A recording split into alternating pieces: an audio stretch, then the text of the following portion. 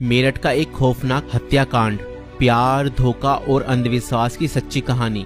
मेरठ उत्तर प्रदेश में 2025 में हुआ एक ऐसा हत्याकांड जिसने पूरे भारत को हिलाकर रख दिया। ये कहानी प्रेम, विश्वासघात और अंधविश्वास के खतरनाक जाल में फंसे कुछ लोगों की है, जिसने एक निर्दोष व्यक्ति की जान ले ली। इस केस में प्रेमिका ने अपने प्रेमी के साथ मिलकर अपने पति को मौत के घाट उतार दिया और उसके शव को 15 टुकड़ों में काटकर एक ड्रम में भर दिया और उसके अंदर सीमेंट डाल दिया। मगर चलिए इस कहानी को शुरुआत से देखते हैं। 2016 में मेरठ निवासी सौरभ राजपूत की मुलाकात मुस्कान रस्तोगी से हुई। दोनों के बीच प्रेम हुआ और कुछ सालों बाद उन्होंने शादी कर ली। लेकिन यह शादी सौरभ के परिवार को पसंद नहीं आई, क्योंकि मुस्कान एक अलग जाति से थी। इसके बावजूद दोनों ने अपने रिश्ते को मजबूत बनाए रखा। सौरभ मर्चेंट नेवी में जॉब करते थे और लंदन में पोस्टेड थे। शादी के कुछ समय बाद सौरभ लंदन चले गए, जबकि मुस्कान अपनी बेटी के साथ मेरठ में रहने लगी। इस दौरान उनकी जिंदगी में एक तीसरा व्यक्ति साहिल शुक्ला आया, जो मुस्कान को पहले से ही जानता था। सौरभ के लंदन में रहने के कारण मुस्कान की नजदीकियां साहिल से बढ़ने लगी।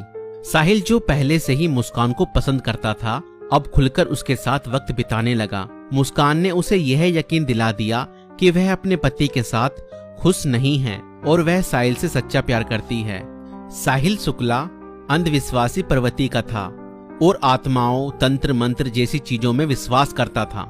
मुस्कान ने इस बात का फायदा उठाते हुए उसके लिए स्नैपचैट पर एक फर्जी अकाउंट बनाया, जिससे वह साहिल शुक्ला की मरी हुई मां के नाम से चैट करती थी।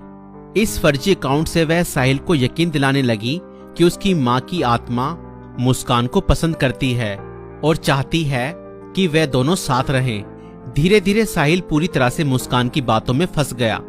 मुस्कान ने उसे यह विश्वास दिलाया कि अगर वह उसके पति सौरभ को रास्ते से हटा दे तो वो दोनों एक साथ रह सकते हैं। साहिल अब पूरी तरह से मुस्कान के इशारों पर नाचने लगा था। मुस्कान और साहिल ने मिलकर सौरभ को मारने की साजिश रची।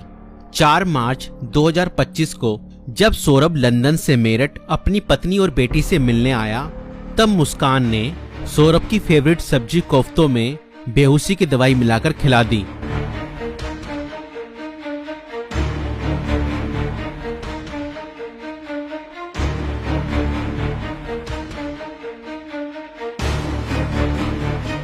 और जब सौरभ बेहोशी की हालत में बिस्तर पर पड़ा था, तब मुस्कान ने अपने दोस्त साहिल को बुला लिया और रसोई में जाकर वो बड़ा और धारदार